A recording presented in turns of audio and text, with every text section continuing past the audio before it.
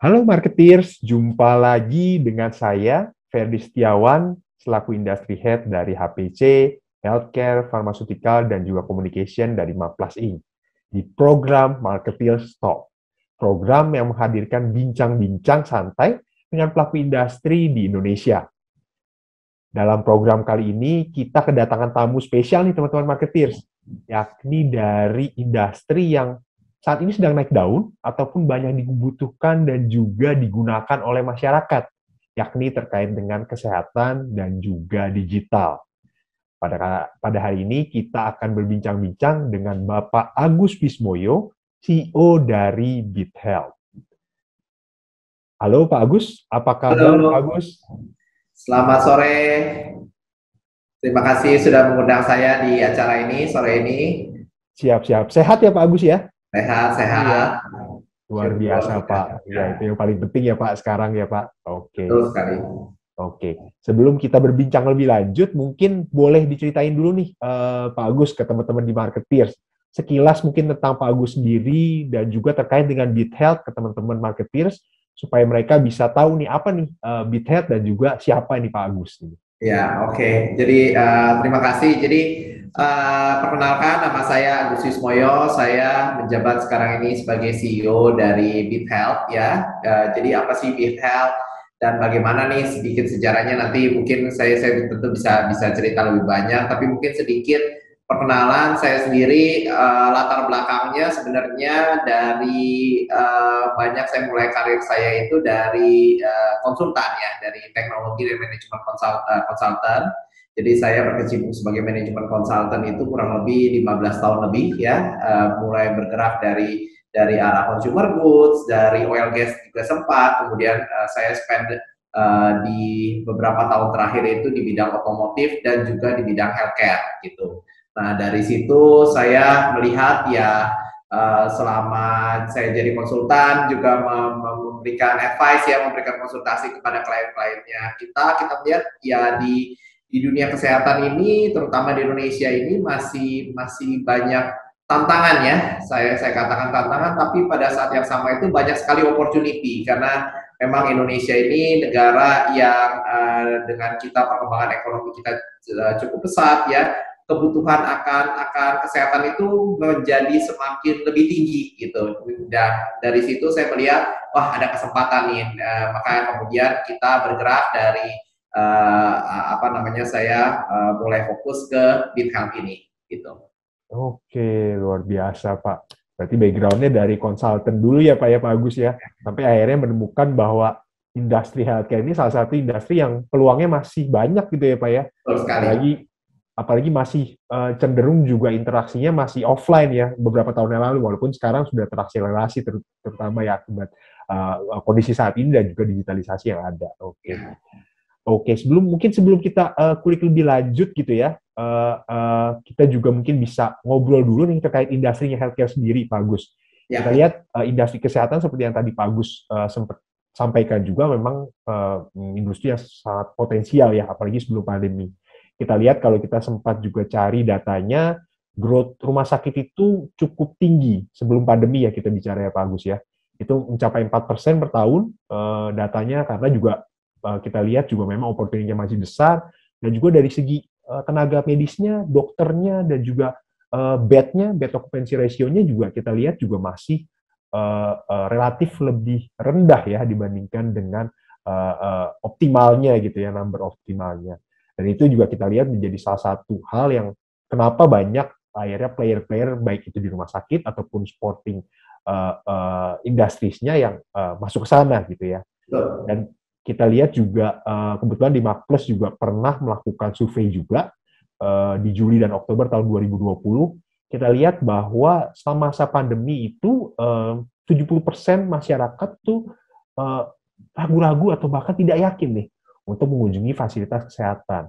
Mereka merasa concern terkait dengan kondisi yang saat itu gitu ya, karena pandemi saat itu baru saja merebak gitu ya, dan mereka punya banyak ekspektasi gitu ya, bagaimana perusahaan rumah sakit dalam dalam hal ini bisa semakin advance untuk memberikan pelayanan kesehatan yang lebih prima gitu ya, dengan mengutilisasi beberapa teknologi yang salah satunya digital gitu ya Pak ya.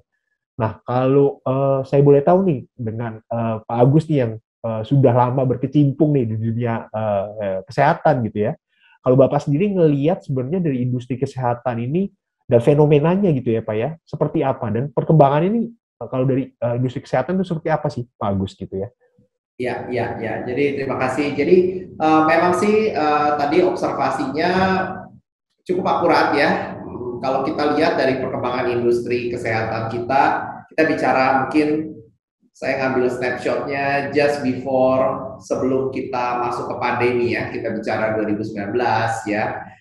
Kita itu saya kira berada di dalam situasi what we can say one of the fastest ya, salah satu yang tertinggi dari sisi growth healthcare industry di Southeast Asia ya. Nah, kenapa? Apa yang mendrive dari sisi perkembangan itu adalah ada beberapa faktor. Yang pertama adalah dari sisi middle class income kita ya. Jadi kalau kita lihat sebelum pandemi itu kita sempat menyentuh middle class atas ya, gitu kan ya. Jadi middle class income ini di Indonesia semakin besar. Apa yang dibutuhkan oleh middle class ini berarti mereka memiliki ekspektasi ataupun mereka memiliki kebutuhan dan care lebih banyak mengenai kesehatan gitu ya. Jadi itu yang mendrive dari sisi perkembangan industri kesehatan. Yang kedua adalah kita lihat juga dari asuransi ya. Jadi kita kalau kita bicara dunia kesehatan itu sangat banyak berkorelasi dengan payer ya, dengan asuransi. Jadi kita lihat titik di tahun 2019 itu salah satu tahun di mana perkembangan asuransi, terutama asuransi life insurance juga health insurance itu cukup tinggi gitu ya. Jadi dengan demikian mereka menjadi driver yang mendorong dari sisi perkembangan industri kesehatan secara general ya. Namun di lain sisi memang kita lihat kita masih punya challenge nih bahwa di industri kesehatan itu masih sangat terfokus pada Jawa ya. Kita lihat 50% rumah sakit yang tersebar sekarang ini berada di Jawa gitu kan ya. Demikian juga berarti dengan ada rumah sakit berarti bisa kita lihat juga dokter-dokternya pun akhirnya tertarik, tenaga kesehatannya masih terkonsentrasi di Jawa. Jadi kita masih ada disparitas antara Jawa dengan di luar Jawa ya, yang mana itu secara geografis kita harus sesuatu yang kita pecahkan.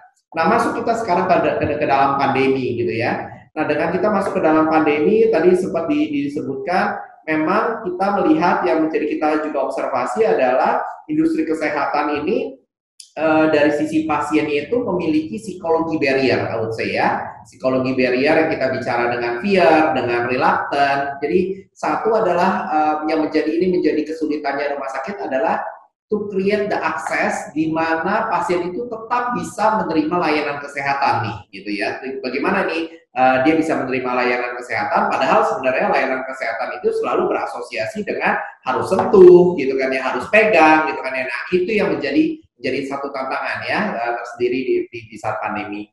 Yang kedua adalah kita melihat adalah pasien-pasien yang memiliki kebutuhan dengan mobilitas ya. Jadi kita bicara pasien yang segmen usia tertentu atau memiliki keterbatasan karena mungkin dengan satu penyakit gitu kan ya. Nah, ini mereka membutuhkan layanan kesehatan yang secara kontinu gitu ya. Nah, ini yang menjadi kita lihat adalah menjadi suboptimal ya dari sisi perawatannya mereka gitu kan.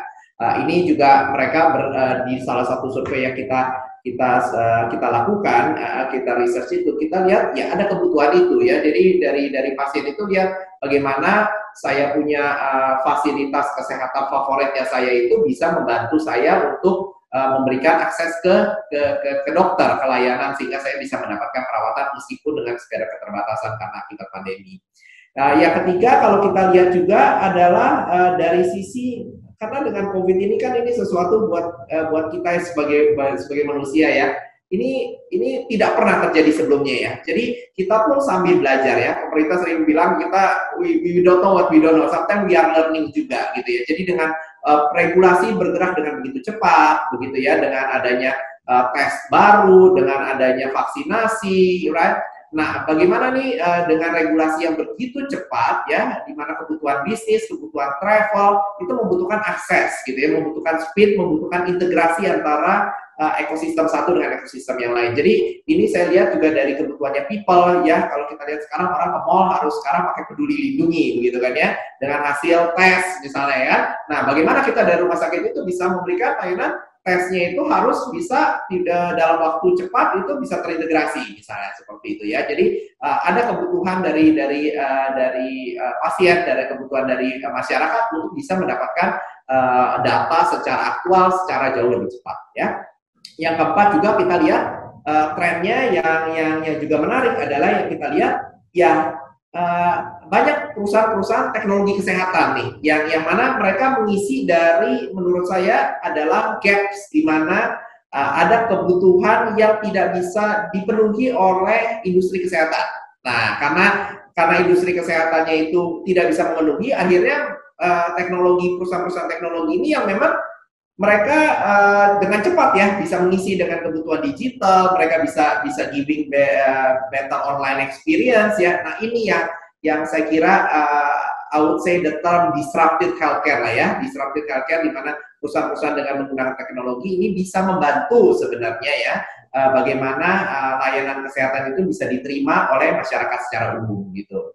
Jadi sebagai contoh salah satu risetnya kami baru-baru ini kita melihat telekonsultasi ya, telekonsultasi di Indonesia kita prediksi itu sekitar 1,5 sampai 1,8 juta sesi telekonsultasi per bulan gitu ya, dan itu sudah suatu yang sudah cukup besar gitu ya. Kalau kita lihat 1,5 1,8 juta berarti ada cukup familiar dari masyarakat kita untuk menggunakan telekonsultasi tersebut gitu. Jadi ini adalah saya kira perubahan-perubahan yang di-driven dari pandemi selama beberapa mungkin sekarang udah 18 bulan terakhir gitu kan ya, yang mengakibatkan shifting dari sisi behavior konsumen masyarakat di Indonesia.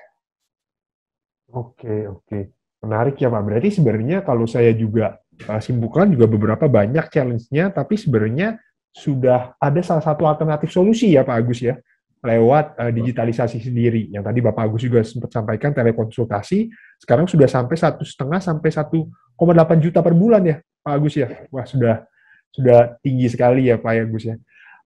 Tapi kalau kita lihat masalah permasalahan di rumah sakit ya Pak Agus ya, ini kan salah satunya tentunya masalah konsultasi ya. Tapi sebenarnya ada beberapa hal terkait dengan hospital information system dan juga electronic medical record dan lain sebagainya, itu yang sebenarnya juga masih menjadi PR besar di rumah sakit itu sendiri ya. Apalagi juga itu harus berkesinambungan juga dengan culture si tenaga medisnya itu sendiri gitu ya Pak Agus.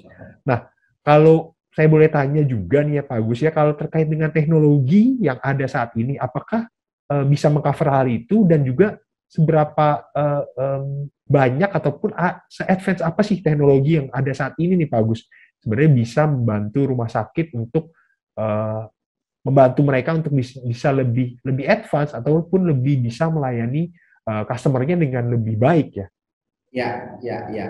Jadi kalau kita lihat ya secara teknologi ya, kita memang kalau bicara secara digital, kalau kami dalam recently kami melakukan survei bersama dengan Maples ya, kita memang membagi teknologi ataupun teknologi kesehatan itu menjadi beberapa bagian ya. Jadi ada yang kita sebut data driven teknologi, di mana data driven teknologi ini berarti bagaimana teknologi digital itu dipakai untuk bisa mengolah, bisa menyimpan, bisa menampilkan data secara digital ya. Kemudian kita lihat ada augmented teknologi ya. Augmented teknologi ini berarti memberikan layanan bertemu secara fisik ya dengan pasien tanpa harus bertemu secara fisik. Jadi bertemu fisik tapi tanpa harus secara fisik gitu ya. Jadi bagaimana ini bisa digantikan. Kemudian kita bicara predictive teknologi. Jadi ini adalah banyak kita bicara penerapan kecerdasan buatan, penerapan machine learning gitu ya, untuk bisa membantu perawatan pasien, perawatan penyakit, ataupun bisa membantu pendiagnosa penyakit ya. Jadi ini all the things dengan kita bicara dengan AI. Kemudian yang keempat adalah kita bicara dengan agile teknologi. Jadi agile teknologi ini kalau kita bicara dengan kecepatan data real time, kita bicara tentang data dari mesin, kita bicara data dari wearables, gitu kan ya, bagaimana kita bisa mengolah data itu menjadi insight. Dan yang terakhir kita bicara mengenai kontekstual teknologi ya, di mana kontekstual teknologi ini kita berbicara bahwa digital teknologi itu dipakai bisa memperkirakan atau memberikan layanan kesehatan itu jauh lebih personalized. Jadi kita bicara contoh ada personalized medicine, penerapan really DNA based gitu kan ya. Jadi itu adalah kalau kita lihat dari sisi tren-trennya. Nah, apa yang kira-kira sekarang ini menjadi bisa membantu ya, ataupun bisa penerapannya mungkin sekarang ini sejauh mana ya teknologi itu bisa membantu, memang balik kepada kebutuhan masing-masing rumah sakit ya. Jadi setiap rumah sakit, setiap daerah memiliki karakteristiknya sendiri-sendiri, memang kita tidak bisa menyamaratakan. Tapi kalau kita lihat beberapa secara umum ya, jadi yang kalau kita lihat tadi balik ke pertanyaannya sebelumnya, apa yang menjadi tantangan juga adalah mengenai akses ya, gitu ya. Jadi kalau kita bicara mengenai akses, salah satu penerapan teknologinya adalah kita bicara mengenai telemedicine ya. Jadi kita bicara telemedicine, tapi telemedicine itu tidak sekedar hanya memberikan layanan terhubung lewat chat ya.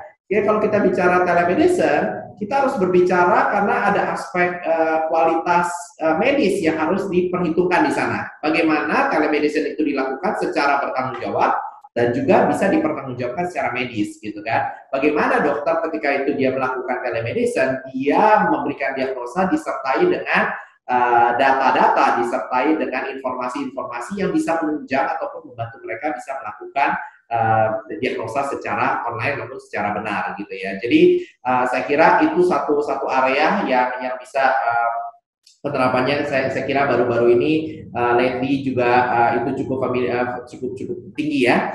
Yang kedua juga kita bicara mengenai experience offline ya. Jadi sekarang saya kira dengan COVID mulai terlihat terkontrol gitu ya di Indonesia. Kita lihat orang mulai kembali ke normalitasnya yang baru ya. Nah, passion itu namun di normalitas yang baru ini memiliki concern ya, karena mereka meskipun ini makanya kita bilang new normal ya, balik, tetapi mereka punya concern ya, saya mungkin nggak mau lama-lama di dalam rumah sakit ya, saya harus sesuai dengan apa yang saya perlukan gitu kan ya, saya hanya perlu, saya tidak mau menunggu lama gitu kan. Nah, bagaimana nih kita bisa menggunakan digital teknologi untuk mengurangi waktu tunggu ya, baik dari titik, kalau kita lihat di mana sih kalau kita ke rumah sakit waktu tunggunya, mulai dari registrasinya, mulai dari pembayarannya, mulai dari perawatan nunggu dokternya gitu kan ya. Nah, apa nih teknologi yang kita bisa pakai? Mungkin kita bisa pakai otomasi, robot gitu kan ya. Bisa kita memakai AI untuk mempercepat kita punya proses registrasi gitu kan ya. Nah, ini adalah hal-hal yang saya kira bisa secara penerapan digital teknologi bisa juga membantu gitu.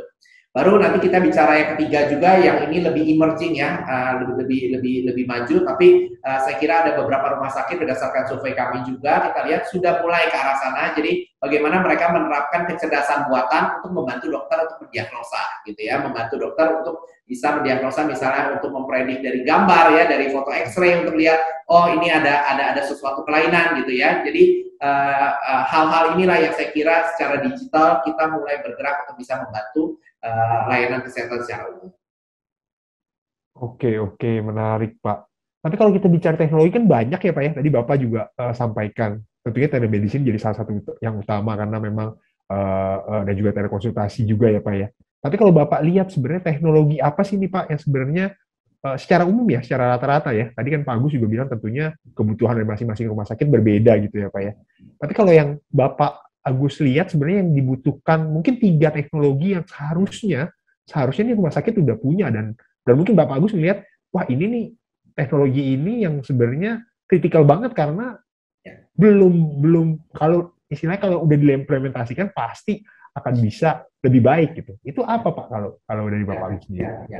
Good question. Jadi kalau kita tadi saya balik dari 5 teknologi ya. Jadi ada data driven, ada prediktif, ada agile, kontekstual, dan augmented ya.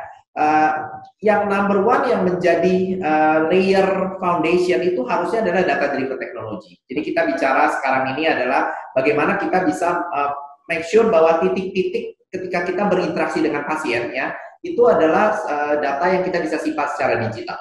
Ya, jadi kita bicara mengenai electronic medical record, ya, baik yang outpatient maupun inpatient, kita bicara radiologi, data lab, dan yang penting itu adalah bagaimana mengintegrasikan antara electronic medical record itu dengan sistem-sistem yang lain yang berada di dalam rumah sakit. Ya, jadi itu yang menjadi saya kira menjadi foundation untuk semua rumah sakit ya. Baru kemudian yang kedua kita bicara mengenai channel. Nah, banyak channel ini akan dibantu dari sisi augmented teknologi ya, dengan apalagi dengan adanya COVID ini, bagaimana rumah sakit itu bisa menyediakan layanan tadi telemedicine ya. Telemedicine juga banyak kebutuhan pasiennya yang ada penyakit jantung, telemedicine-nya harusnya berbeda dengan mungkin pasien stroke atau mungkin berbeda dengan pasien yang hanya sakit pilek gitu kan ya. Nah, itu bagaimana kita bisa menyediakan layanan telemedicine yang berbeda-beda untuk masing-masing kebutuhannya pasien ya.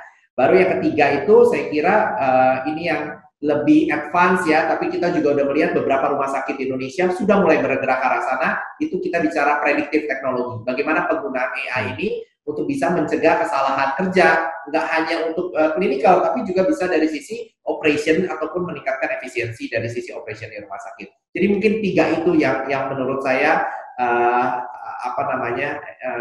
buat Indonesia akan menjadi tren dan akan menjadi kebutuhan utama di beberapa waktu ke depan. Oke, berarti electronic medical record tadi ya, data driven itu ya, sebenarnya culture-nya itu sendiri ya Pak ya. Terus ada telemedicine, sama juga tadi terkait dengan teknologinya juga itu ya Pak ya, berarti ya. Oke. Nah, terus ini Pak, menarik sekali Pak, kalau kita bicara industri dan kita pengen langsung masuk ke BitHealth-nya sendiri nih Pak.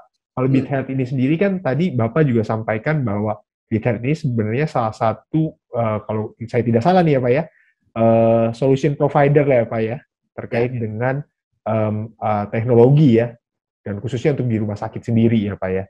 Nah, kalau mungkin boleh diceritain lebih lanjut nih Pak, terkait dengan BitHealth sendiri. Sebenarnya BitHealth ini apa nih visi misinya dan juga latar belakangnya mungkin bisa di-share. Kenapa BitHealth ini ada gitu sekarang dan kenapa sekarang gitu, atau mungkin sudah dari dulu tapi baru menonjolnya sekarang gitu karena momennya pas gitu. Ya. Jadi terima kasih. Jadi BitHealth itu latar belakangnya kita melihat rumah sakit, kita melihat asuransi, kita melihat organisasi ekosistem di dalam kesehatan ini.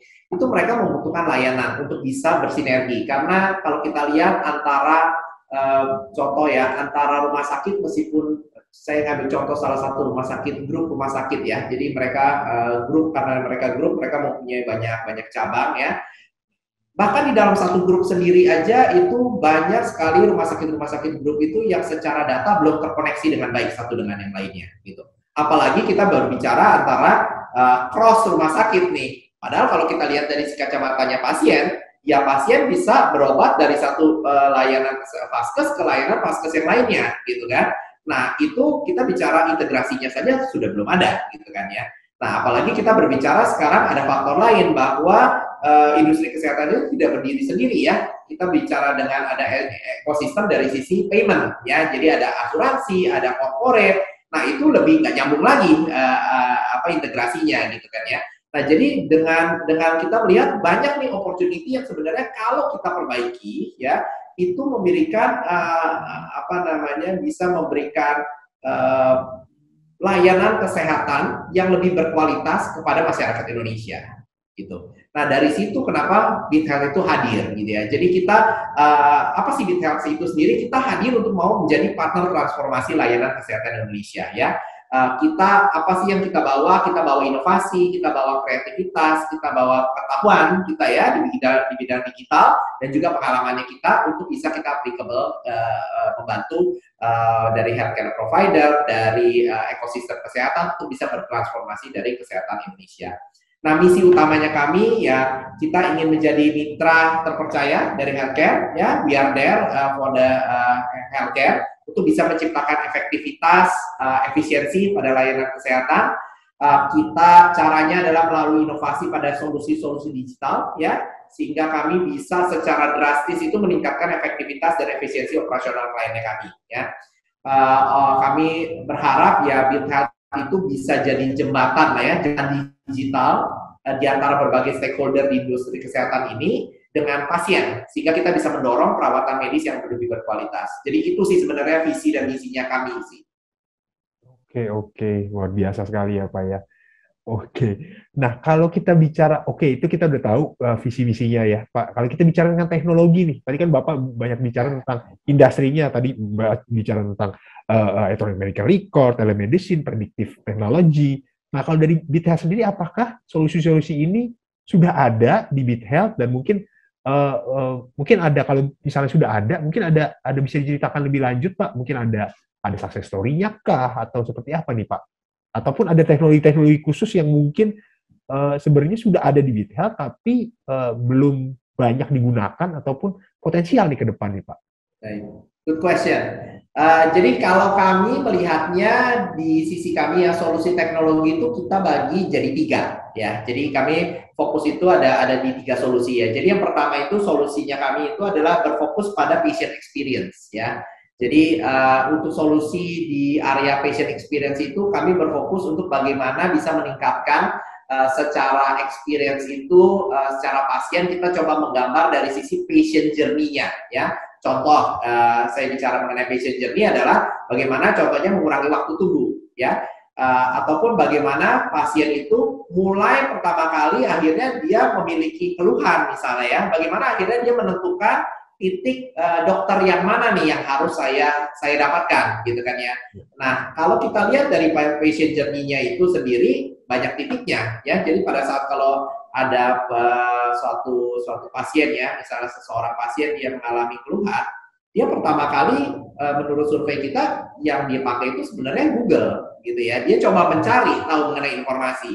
Dan pertanyaannya adalah dari sisi rumah sakit, mereka itu ada nggak di sana gitu kan ya, do they exist in the digital, right? Bagaimana menjadi top of the mind dari sisi pasien-pasien ini. Jadi kita bicara solusinya kita adalah dari sisi patient experience, bagaimana kita bisa mulai dari patient journey-nya sampai dia di rumah sakit. Kemudian di rumah sakit itu kita melihat dari offline experience-nya juga, jadi mengurangi waktu tunggu. Kita punya solusi misalnya dengan appointment system ya, omnichannel appointment system, menggunakan kecerdasan buatan untuk bantu registrasi lebih cepat gitu kan ya, digital channel establish. Nah itu yang kita siapkan untuk solusi-solusi berbasis patient experience. Yang kedua, kita berfokus pada efisiensi operasional rumah sakit. Jadi ini bagaimana kita bisa membantu rumah sakit, membantu healthcare providers untuk bisa melakukan operasional secara lebih efisien, lebih cost saving. Jadi contohnya di sini solusi yang kami kembangkan dan juga sudah lagi dicoba di salah satu healthcare provider adalah penggunaan kecerdasan buatan untuk memprediksi inventory model pada obat dan consumables. Ya, jadi kalau kita lihat obat terutama ya itu memiliki expiry date, gitu ya. Kalau obatnya itu terlalu banyak buat rumah sakit, pas expiry date tidak lagi bisa dipakai, gitu kan ya. Sehingga itu menyebabkan kerugian. Tapi jika itu tidak ada, itu kita bermain dengan patient safety nih, gitu ya. Pada saat obat itu diperlukan, bagaimana obat itu bisa ada, ya. Jadi kita menggunakan kecerdasan buatan untuk bisa memprediksi obat apa yang harus dibutuhkan dengan jumlah yang tepat, ya. Jadi itu contoh-contoh solusi kami yang kedua. Nah, solusi yang ketiga itu yang kita berbicara pada kualitas medis, ya. Jadi sebagai komitmennya kami, sebagai contoh komitmennya kami dan solusinya kami di kualitas medis ini, kami bekerja sama menjadi digital health transformation partner, the first and the only dari HIMSS, ya, dari HIMSS. Nah, HIMSS ini sebenarnya adalah Healthcare Information and Management System Society. Mereka ini adalah organisasi NGO global, ya, yang mendedikasikan untuk meningkatkan perawatan kesehatan, kualitas, keselamatan, dan efektivitas dari teknologi informasi serta sistem manajemen. Nah, kami bekerja sama dengan HIMSS ini memberikan pendampingan dan konsultasi untuk perancangan sistem maupun optimalisasi dari electronic medical record, ya, dengan kapabilitas dan safety yang bertaraf global, ya. Jadi dari HIMSS itu sudah men-set, ya, berdasarkan best practice dari 35.000 lebih partner di seluruh dunia, ya. itu electronic medical record itu harusnya standarnya seperti apa sih, gitu ya? Apa sih yang kita sebut dengan electronic medical record berbasis keselamatan pasien, gitu kan? Nah itu yang sudah diterapkan, ada standarnya, dan kami berpartner dengan HIMSS untuk bisa menyediakan konsultasi itu di Indonesia, gitu. Jadi itu contohnya bagaimana kami melalui solusinya kami bisa berkontribusi pada kualitas medis. Jadi itu sih apa yang kita bisa mencoba memberikan layanan solusinya kami kepada healthcare Indonesia. Oke, Pak Agus. Tadi udah dijelasin ya beberapa ada teknologinya, juga kerjasamanya. Cuma kan ini beberapa produk kan banyak yang kekhawatiran di rumah sakit. Produknya nih udah standarisasi gitu ya, Pak ya. Udah di custom, udah memang di build, udah standar gitu. Padahal kebutuhan tiap rumah sakit tentunya beda-beda gitu, Pak Agus. Sefleksibel apa nih, Pak Agus, kalau BitHealth bisa custom gitu ya, custom offeringnya ke rumah sakit yang membutuhkan dan menyesuaikan dengan kebutuhan mereka gitu, Pak Agus. Ya, terima kasih Pak Fendi. Betul sekali. Jadi kami mengerti bahwa rumah sakit itu pasti memiliki kebutuhannya berbeda ya. Jenis rumah sakitnya berbeda, mungkin ukuran rumah sakitnya berbeda, pasti kebutuhannya juga berbeda. Jadi model yang kami lakukan itu, meskipun kami memiliki solusi-solusi tadi, modelnya kami itu sangat berfokus pada klien. Artinya apa? Artinya itu kita menghabiskan banyak waktu itu untuk memahami apa sih yang menjadi kesulitannya mereka. Kita akan mencoba mengambil solusi itu, mengcustomize solusi itu, dan mengembangkannya secara kustomisasi supaya kita bisa memecahkan masalah yang benar-benar yang dialami oleh klien tersebut gitu ya. Jadi nggak sekedar hanya menjiplak, oh solusinya seperti ini, pokoknya udah pakai deh, pakai nggak pakai. Nggak seperti itu cara kerjanya kami gitu ya. Jadi kita memang berfokus balik menjadi apa sih yang menjadi kebutuhannya, apa menjadi pain point-nya rumah sakit, kita mencoba menerapkan solusi itu, tapi bisa kita kustomisasi. Oke, berarti pendekatannya konsultan sekali ya, konsultatif berarti ya Pak Agus ya. Kita ngobrol dulu ke kliennya ini kebutuhannya apa nih. Dan kita langsung share nih deck kita gitu ya, solusinya, dan solusinya nanti kita sesuaikan sesuai dengan kebutuhan dari teman-teman rumah sakit itu sendiri. Oke, siap-siap, menarik sekali ya. Sama terakhir nih pertanyaan saya Pak Agus terakhir terkait dengan rumah sakit sendiri ya dan berbagai teknologinya. Nah, kalau Bapak Agus ngelihat sebenarnya ya ke depan gitu ya, rumah sakit ini Bapak Agus ngelihatnya pertumbuhannya ataupun harapan Bapak deh ya, harapan Bapak terhadap industri rumah sakit ini ke depan seperti apa nih Pak? Tentunya pasti terkait digitalisasi mereka akan banyak yang bertransformasi. Cuman ada lagi nggak nih Pak harapan-harapan Pak Agus terkait dengan rumah sakit ini ke depan seperti apa? Ya. Kami dari BitHealth sangat optimis ya dengan kesehatan, industri kesehatan di masa depan di Indonesia. Kita juga lihat baru-baru ini dari Kemenkes baru saja mencanangkan ya mengenai transformasi digital di bidang kesehatan yang bertumpu pada penggunaan big data. Nah, kalau kita lihat, kalau kita coba telaah lebih berlanjut dari pernyataan ini adalah big data itu pasti membutuhkan data, berarti ya. Key utamanya adalah data. Dan kalau kita bicara data itu adalah data yang harus berguna. Karena data yang tidak berguna ya tidak bisa kita olah ya. Jadi kalau kita bicara dunia kesehatan berarti konsekuensi dari data ini membutuhkan integrasi nih antara pelaku industri. Ya. Jadi ini yang saya kira harus kalau boleh saya pesan ke teman-teman di industri kesehatan, ya ini perlu dipersiapkan nih gitu ya. Jadi bagaimana kita bisa saling sinkronisasi data, harus kita siapkan secara arsitektur teknologi di masing-masing organisasi kita itu open, bisa berintegrasi antara satu dengan yang lainnya gitu kan ya. Yang kedua adalah kita bicara mengenai investasi gitu ya. Banyak yang melihat ini sebagai cost, tapi kalau saya melihatnya bahwa inovasi ini merupakan suatu investasi untuk kita bisa menggabungkan antara solusi teknologi kesehatan ke dalam layanan rumah sakitnya kita, gitu kan. Nah, ini akan memberikan sustainability dan juga return of investment yang saya kira akan bernilai tinggi, karena akan menciptakan trust dan loyalty dari pasien-pasiennya kita. Jadi, mungkin itu kali ya yang menjadi harapannya saya untuk industri kesehatan Indonesia. Oke, berarti ada dua hal ya terkait ya Pak ya, tadi integrasi, kita bicara integrasi, dan juga yang kedua adalah ngelihat ini jangan sebagai cost gitu ya Pak Agus ya, ini investasi loh ya. Karena ke depan juga kita lihat juga, ya saya juga percaya sih Pak, ketika kita lihat juga sekarang vaksinasi udah semakin meluas ya, masif, kondisi juga udah mulai baik. Kita ada beberapa juga, saya dengar berita dari luar juga, katanya ada yang bilang katanya pandemi ini juga mungkin udah akan lebih surut di awal 2022 gitu ya. Semoga kita berdoa bersama. Betul, kita berdoa bersama, dan oleh karena itu saya rasa memang tepat ya poinnya untuk sekarang rumah sakit juga udah mulai untuk lebih memikirkan ini gitu ya, lebih invest gitu ya ke depan, karena ke depan pasti behavior orang gitu ya nggak akan berubah lagi gitu ya, nggak akan mundur lagi ke belakang, tapi akan integrasi omni ya Pak Agus ya, kurang lebih seperti itu ya. Oke Pak Agus, jadi dua hal ya sebenarnya, berarti tadi terkait dengan arsitekturnya, teknologi harus ada integrasi, dan yang kedua perusahaan-perusahaan atau rumah sakit ini harus lebih ngelihatnya jangan sebagai cost gitu ya, sebagai investasi gitu ya, karena kita lihat juga ke depan pasti nggak sama lagi nih gitu ya, nggak sama lagi dengan yang dulu gitu ya.